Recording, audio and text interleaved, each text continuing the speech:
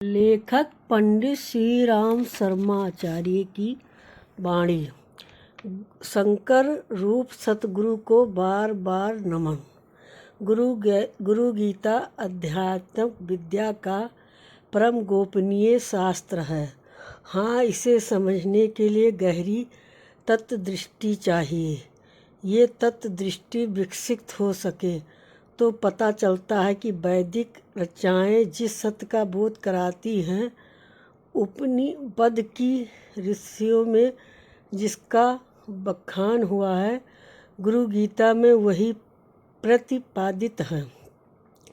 18 पुराणों में जिन परमेश्वर की लीला का गुणगान है, वही सर्वेश्वर प्रभु शिष्यों के लिए सतगुरु का रूप धरते हैं। अध्यात्म विद्या के सभी ग्रंथों शास्त्रों को पढ़ने का सुफल इतना ही है कि अपने कृपालु सतगुरु की नवी में प्रीत जगह। संतों ने इसे कहा भी है, पढ़िबे को फल गुणब है, गुणबे को फल ज्ञान, ज्ञान को फल गुरु नाम है, कहे रीति संत पुराण।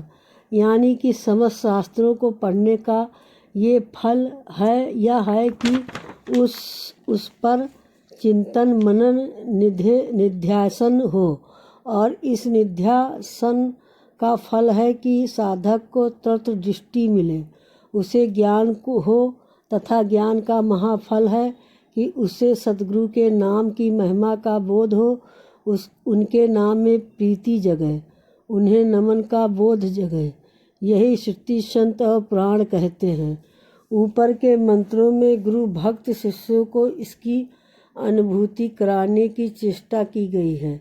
इसमें बताया गया है कि शिष्य का परम कर्तव्य है कि वह अपने सतगुरु को नमन करे, क्योंकि वही संसार वृक्ष पर आरूढ़ जीव का नरक सागर में गिरने से उद्धार करते हैं। नमन उन श्री गुरु को जो अपने शिष्य के लिए ब्रह्मा विष्णु महेश्वर होने के साथ वह स्वयं परम ब्रह्मा परमेश्वर हैं। शिवरूपी उन सद्गुरु को नमन करना शिष्य का परम कर्तव्य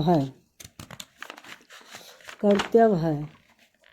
समस्त विद्याओं का उदय स्थान और संसार का आदि कारण है, और संसार सागर को पार करने के लिए सेतु है।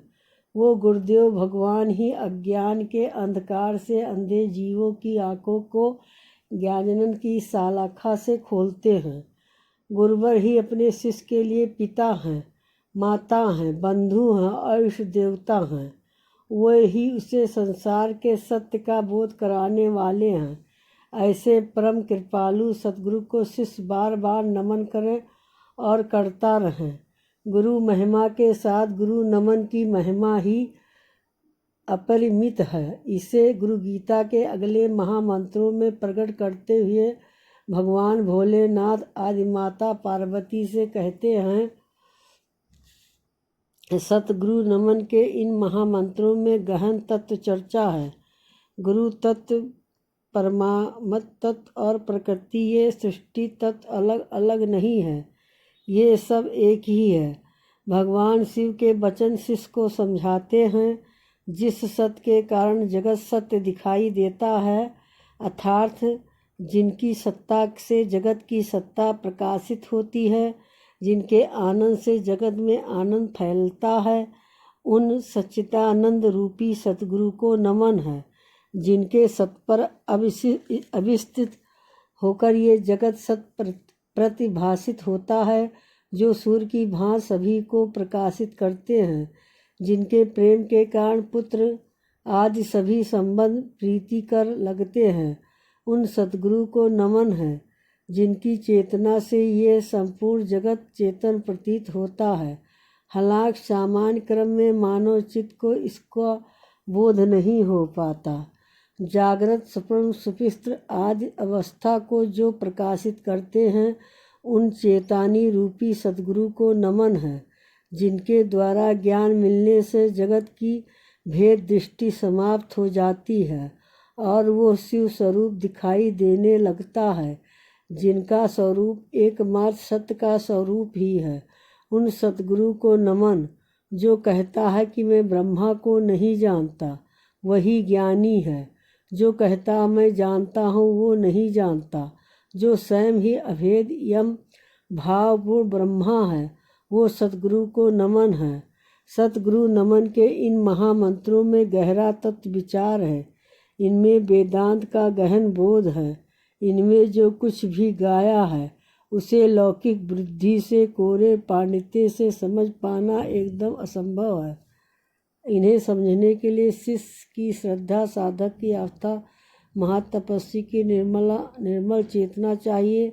गहरी प्रामाणिक भक्ति से चेतना में समा सकता है, अन्यथा किसी भी तरह से नहीं। तो सबसे पहले इन महामंत्र को समझने से पहले ये जान ले कि गुरुदेव केवल देह की दृष्टि से ही मनुष्य है। इस कहानी को सुनने के लिए बहुत बहुत धन्यवाद, और इसको जो सब्सक्राइब करा उसके लिए बहुत बहुत धन्यवाद।